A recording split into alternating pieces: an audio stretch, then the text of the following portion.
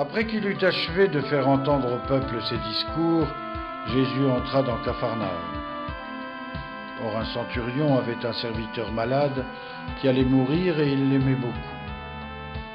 Ayant entendu parler de Jésus, il lui députa quelques anciens d'entre les Juifs pour le prier de venir guérir son serviteur. Ceux-ci, étant arrivés vers Jésus, le prièrent avec instance en disant « Il mérite que vous fassiez ça pour lui. Il aime notre nation et il a même bâti la synagogue. » Jésus s'en alla donc avec eux.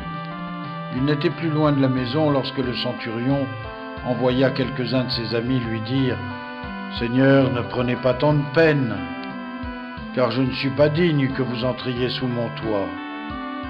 Aussi ne me suis-je pas même jugé digne de venir auprès de vous, mais dites un mot, et mon serviteur sera guéri. Car moi qui suis soumis à des supérieurs, j'ai des soldats sous mes ordres. Je dis à l'un « va » et il va, à un autre « viens » et il vient, et à mon serviteur « fais cela » et il le fait. » Ce qu'ayant entendu, Jésus admira cet homme, et se tournant vers la foule qui le suivait, il dit « Je vous le dis en vérité, en Israël même, je n'ai pas trouvé une foi si grande. » À leur retour dans la maison du centurion, les envoyés trouvèrent guéri le serviteur qui était malade. Le jour suivant, Jésus se rendait à une ville appelée Naïm. Plusieurs de ses disciples et une foule nombreuse cheminaient avec lui. Comme il arrivait près de la porte de la ville, il se trouva qu'on emportait un mort, fils unique de sa mère, et celle-ci était veuve. Et beaucoup de gens de la ville l'accompagnaient. Le Seigneur, l'ayant vue, fut touché de compassion envers elle. Il lui dit « Ne pleure pas. » S'approchant, il toucha le cercueil, puis il dit « Jeune homme, je te l'ordonne, lève-toi. » Aussitôt le mort se leva et il commença à parler. Et Jésus le rendit à sa mère. Tous étaient saisis de crainte et ils glorifiaient Dieu en disant « Un grand prophète est apparu parmi nous. Dieu a visité son peuple. » Cette parole prononcée à son sujet se répandit dans toute la Judée et dans tout le pays alentour. Les disciples de Jean lui ayant rapporté toutes ces choses, il en appela deux et les envoyant vers Jésus pour lui dire « Es-tu celui qui doit venir ou devons-nous en attendre un autre ?»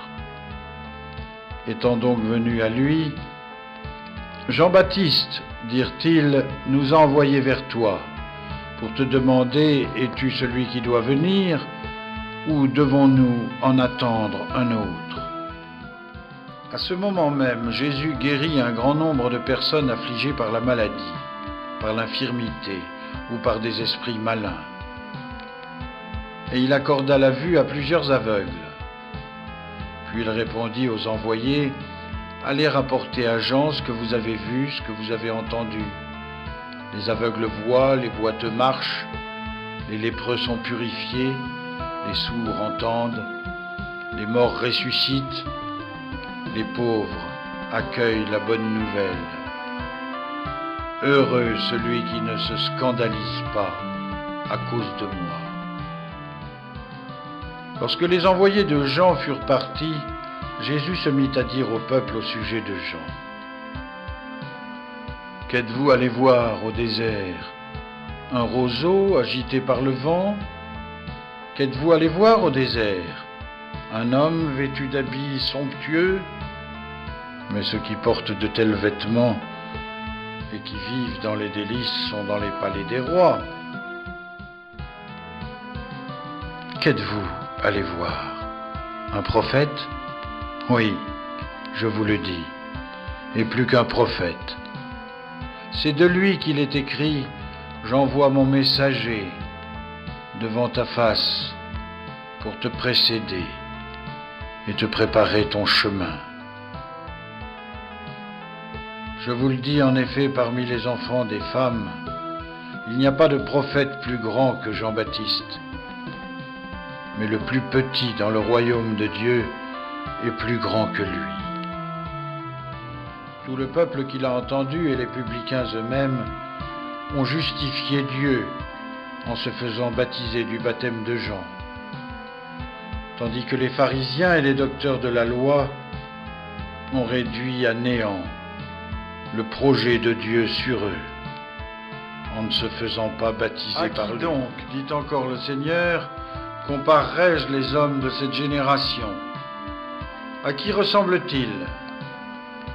Ils ressemblent à des enfants assis dans la place et qui se disent les uns aux autres: nous avons joué de la flûte et vous n'avez pas dansé. Nous avons chanté des chants de deuil et vous n'avez pas pleuré. Jean-Baptiste est venu. Il ne mangeait pas de pain, il ne buvait pas de vin. Et vous dites, il est possédé du démon. Le Fils de l'homme est venu, mangeant, buvant. Et vous dites, c'est un homme de bonne chair, c'est un glouton, un buveur, un ami des publicains et des gens de mauvaise vie. Mais la sagesse a été justifiée par tous ses enfants.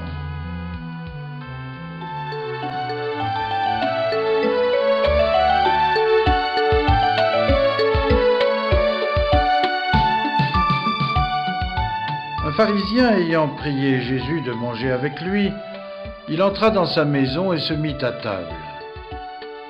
Et voici qu'une femme, qui menait dans la ville une vie déréglée, ayant su qu'il était à table dans la maison du pharisien, apporta un vase d'albâtre rempli de parfum.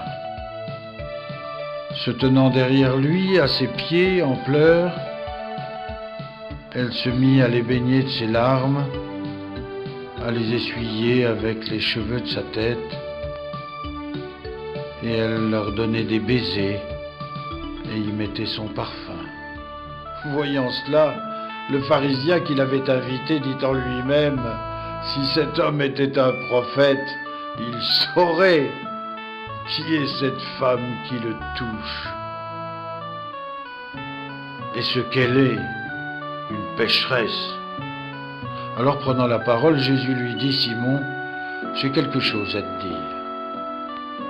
Parle, maître, dit-il. Un créancier avait 2 débiteurs, l'un devait 500 deniers, l'autre 50. Comme ils n'avaient pas de quoi payer leurs dettes, il fit grâce à tous les 2. Lequel l'aimera davantage? Simon répondit: celui, je pense, auquel il a fait grâce de la plus forte somme. Jésus lui dit: tu as bien raison. Et se tournant vers la femme, il dit à Simon: tu as vu cette femme? Je suis entré dans ta maison, et toi, tu n'as pas versé d'eau sur mes pieds, mais elle les a mouillés de ses larmes et essuyés avec ses cheveux. Tu ne m'as pas donné de baiser, mais elle, depuis que je suis entré, elle n'a cessé de poser des baisers sur mes pieds. Tu n'as pas mis d'onction sur ma tête avec du parfum, mais elle, ce sont mes pieds sur lesquels elle a déposé son parfum. C'est pourquoi, je te l'affirme, ses nombreux péchés lui sont pardonnés, parce qu'elle a beaucoup aimé. Celui à qui on pardonne peu, aime peu. Puis il dit à la femme: tes péchés te sont pardonnés. Et ceux qui étaient à table avec lui se mirent à dire en eux-mêmes: quel est donc cet homme qui pardonne même les péchés? Mais Jésus dit à la femme: ta foi t'a sauvée. Va dans la paix.